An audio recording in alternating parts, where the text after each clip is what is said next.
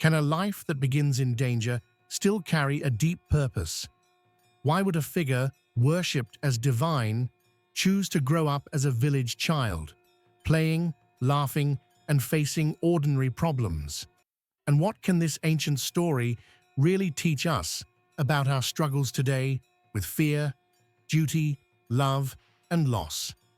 These questions guide the story of Sri Krishna, one of the most well-known figures in Indian spiritual literature. His life story is told mainly in the Mahabharata, the Bhagavad Gita, the Bhagavata Purana, and the Harivamsa.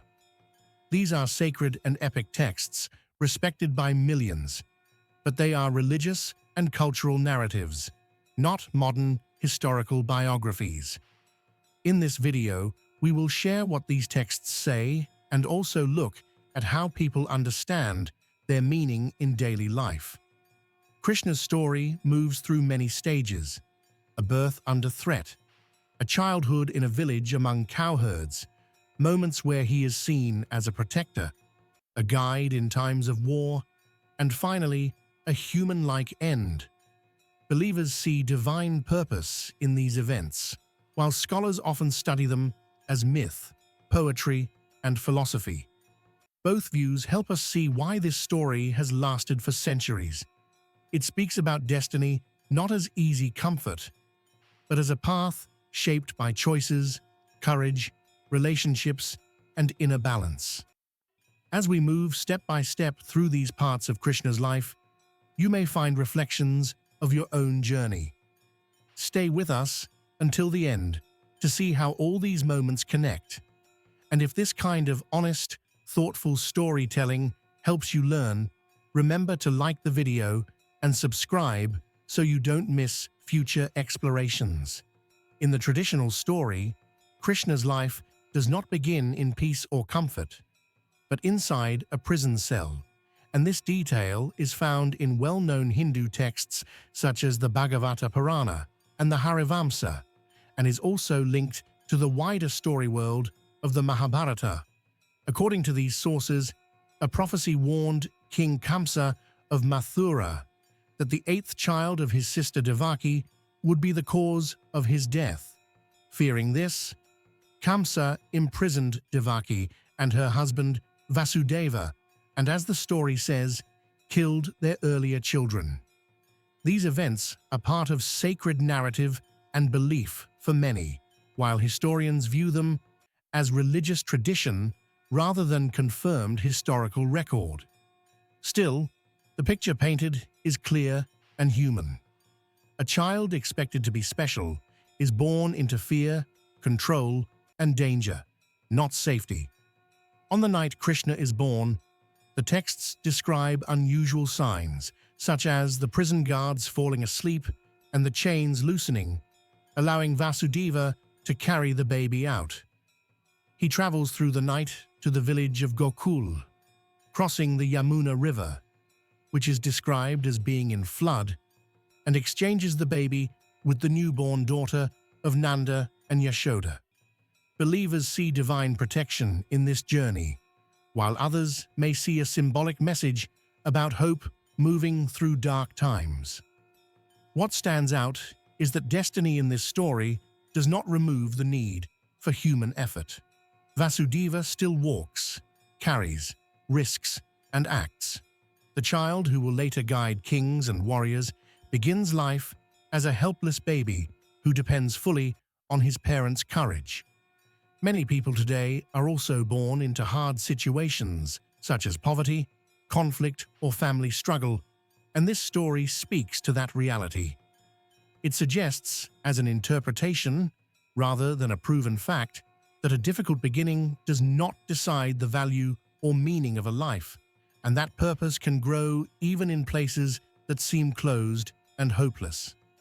After the danger around his birth, the traditional story says Krishna grows up in the village of Gokul and later Vrindavan among cowherd families, and these scenes are described in devotional detail in the Bhagavata Purana. He is raised by Nanda and Yashoda, who care for him as their own child, and the setting is simple: open fields, cows, rivers, forests, and close village life.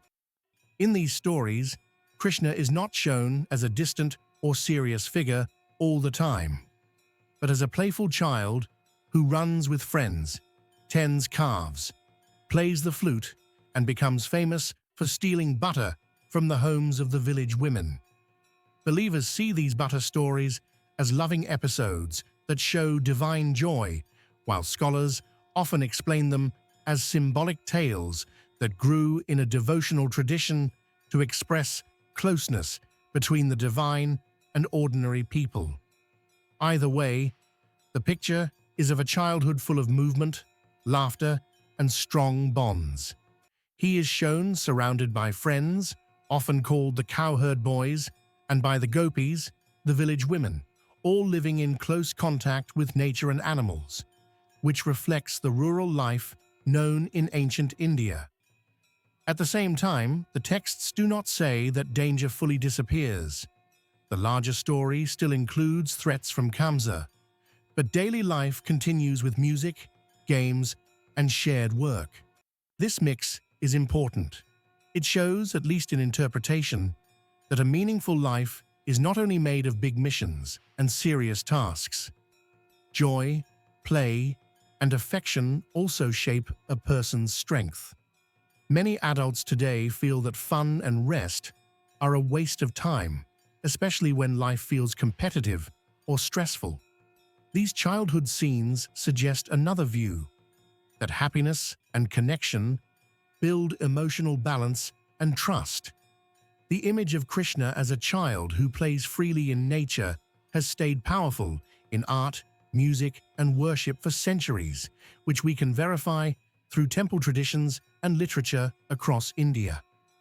The lesson people draw from this stage is not presented as a scientific fact, but as a life insight. Purpose and joy do not cancel each other.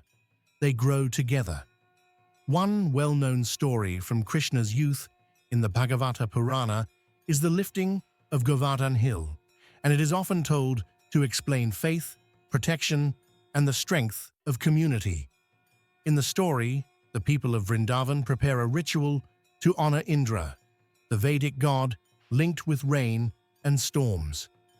Krishna, still young, questions this practice and suggests that the villagers instead show gratitude to Govardhan Hill, the cows, and the land that directly support their lives.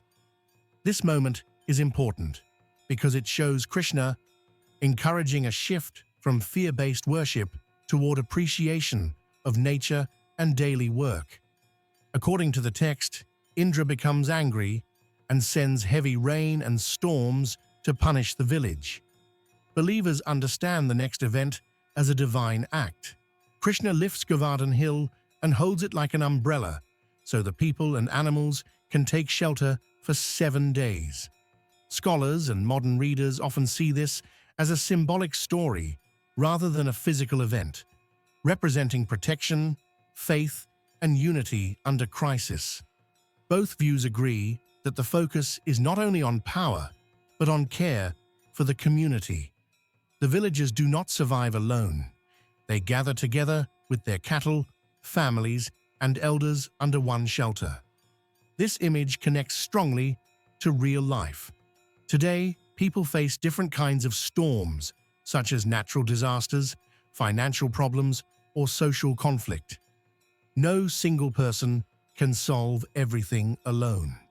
The story suggests, as a moral reading rather than a proven historical fact, that trust, cooperation, and calm leadership matter in hard times. Krishna is not shown fighting with weapons here, but standing steady so others feel safe.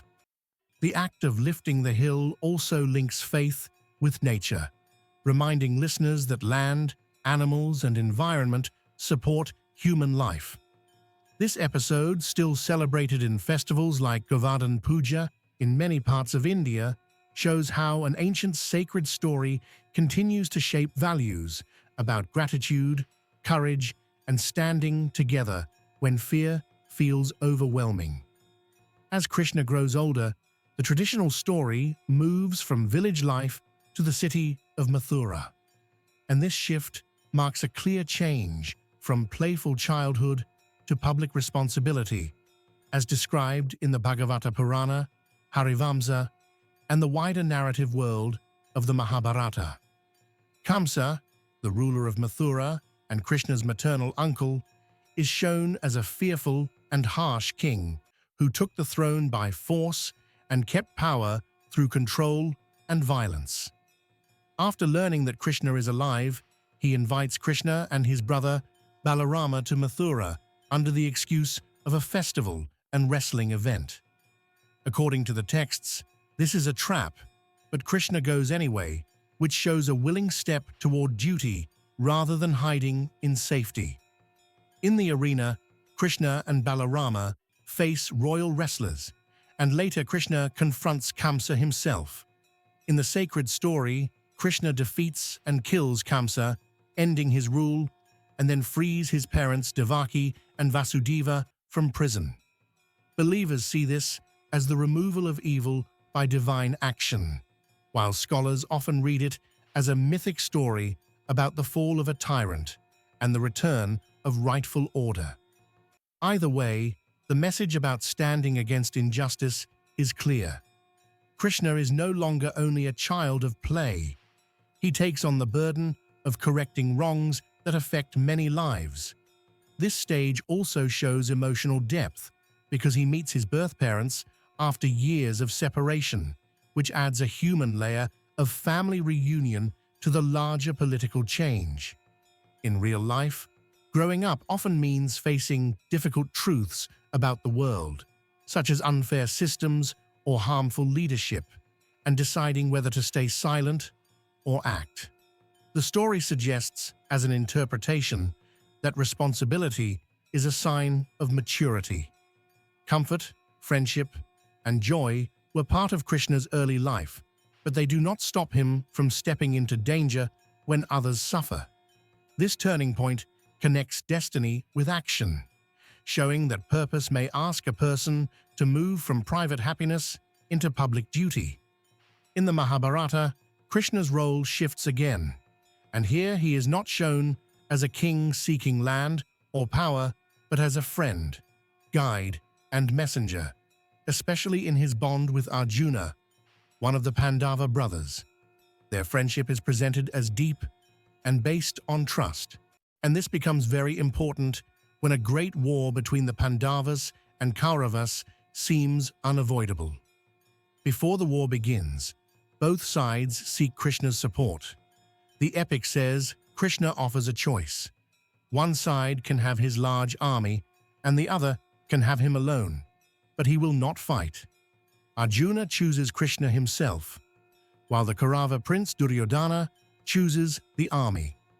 This moment, described in the Mahabharata, highlights the value placed on wisdom and guidance over numbers and force. Krishna then becomes Arjuna's charioteer, a role that may seem simple, but in ancient times, the charioteer had to be alert, skilled, and trusted with the warrior's life. This choice shows Krishna taking a position of service, not command, which believers see as an example of humility, and scholars often discuss as a literary way to place him close to the main action. As the armies gather on the field of Kurukshetra, Arjuna looks at teachers, relatives, and friends on both sides and feels deep emotional pain and confusion. He does not want to fight. This moment is very human and is clearly described in the text. Krishna listens, speaks with him, and helps him think through his fear, duty, and role. Many readers see this as an image of wise friendship, where support does not mean making choices for someone, but helping them see clearly. In daily life, people also face moments when they feel lost and need calm advice, not pressure. This stage of the story suggests, as an interpretation, that true strength can be quiet and supportive.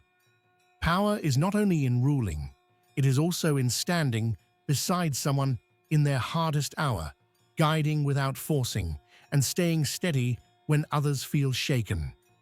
On the battlefield of Kurukshetra, As described in the Bhagavad Gita, which is a part of the Mahabharata, Arjuna faces a moment of deep confusion and fear.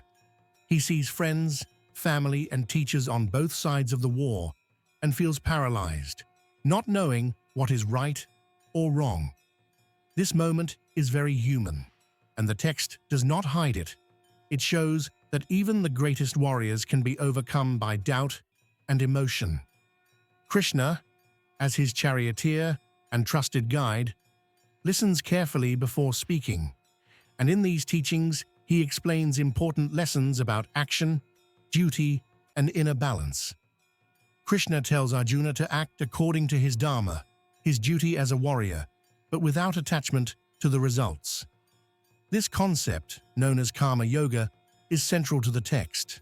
He emphasizes that people should do what is right, but not let fear, desire, or personal gain control their choices. The dialogue also covers self-discipline, clarity of thought, and understanding the bigger picture, which are practical lessons as well as spiritual teachings. Today, many people relate to Arjuna's confusion. Facing difficult decisions, moral dilemmas, or fear of failure can feel overwhelming, much like standing on a battlefield with impossible choices. The lesson of the Gita, as an interpretation, is that destiny is not just about what happens to us, but how we act in the face of challenges. Krishna's guidance shows that careful thought, courage, and detachment from results can help us move forward wisely. The story also reminds us that mentorship and wise counsel are valuable, because even capable people benefit from support and clarity when facing major decisions. Scholars note that the text can be read in multiple ways: spiritual, ethical, or psychological, and each interpretation teaches ways to balance action with reflection. This episode demonstrates that human life involves choices, responsibilities, and emotional struggles, and that acting with awareness and a clear mind can shape the path we follow. While the events of the battlefield are described in ancient epic language, the practical insights about decision-making, calmness under pressure, and focusing on one's duty remain relevant today for anyone navigating challenges in their personal or professional life. The final phase of Krishna's life, as described in the Mahabharata and the Mausala Parva, shows that even a being regarded as divine experienced the natural cycle of life and death, which connects deeply to the human understanding of mortality and legacy. After guiding the Pandavas, supporting Arjuna, and participating in events that shaped kingdoms and peoples, Krishna's life on earth comes to an end in a simple, human way. The texts describe the fall of the Yadava clan due to internal conflict, and Krishna himself is accidentally struck by a hunter's arrow while resting in the forest, emphasizing that life, no matter how great, is subject to time and circumstance. Believers see this as part of the divine plan, while scholars note it as a narrative symbol illustrating the impermanence of earthly life and the continuation of spiritual principles. What remains from Krishna's life is not his physical presence, but the teachings, stories, and guidance he left behind, which continue to inspire devotion and personal growth. Even in the moment of death, the story shows calmness and acceptance, which can be interpreted as a lesson about facing life's final stage with dignity and awareness. This stage also reflects that destiny is not measured by control over life or avoidance of death, but by the meaning and impact of one's actions while alive. Across centuries, temples, literature, and festivals honor Krishna's life, demonstrating how humans preserve and learn from examples of courage, wisdom, joy, and love, rather than just celebrating survival or power. For modern readers, this narrative suggests that while every person will face endings, the values, connections, and positive influence we create are what endure. The human aspects of Krishna's life, playful childhood, protective actions, ethical guidance, support of friends, and acceptance of mortality offer insights that apply to anyone navigating challenges, relationships, or personal responsibilities. By understanding that a meaningful life combines joy, courage, service, wisdom, and acceptance, listeners can reflect on how their own actions contribute to a lasting impact beyond fear, struggle, or temporal achievements, and see that destiny often unfolds through the choices we make, the people we support, and the lessons we leave behind. Looking back at Krishna's life as told in the Bhagavata Purana, Harivamsa, and the Mahabharata, we see a story that moves through many stages, each offering its own lessons about destiny, courage, and purpose. From his birth in a prison under threat, we learn that even the most difficult beginnings do not decide the value of a life, and that action and courage are often needed to survive and grow. His childhood in Gokul shows that joy, play, friendship, and connection with nature are not distractions, but essential parts of strength and happiness. Stories like lifting Govardhan Hill remind us that facing fear, protecting others, and relying on community are powerful ways to live meaningfully. As Krishna grows, returning to Mathura and confronting Kamsa teaches that maturity often requires stepping out of comfort, taking responsibility, and standing against injustice. Later, his friendship and guidance of Arjuna in the Mahabharata show that real influence comes from support, advice, and calm presence rather than force or control, and that wise action comes from understanding duty while balancing emotion. The teachings of the Bhagavad Gita emphasize that life requires thoughtful action, clarity, and detachment from results, offering guidance for anyone facing difficult decisions today. Finally, Krishna's human end shows that life is temporary, and what truly lasts is the positive impact, lessons, and love we leave behind. Taken together, these moments suggest that destiny is not simply what happens to us, but how we respond, the choices we make, the courage we show, and the care we offer to others. Even though Krishna's story is part of sacred tradition and not a historical record, the lessons people draw from it are practical and inspiring for daily life. By understanding his life this way, we can reflect on our own journey, recognize the importance of joy, responsibility, guidance, courage, and love, and see that a meaningful life comes from the combination of action, awareness, and lasting influence on others.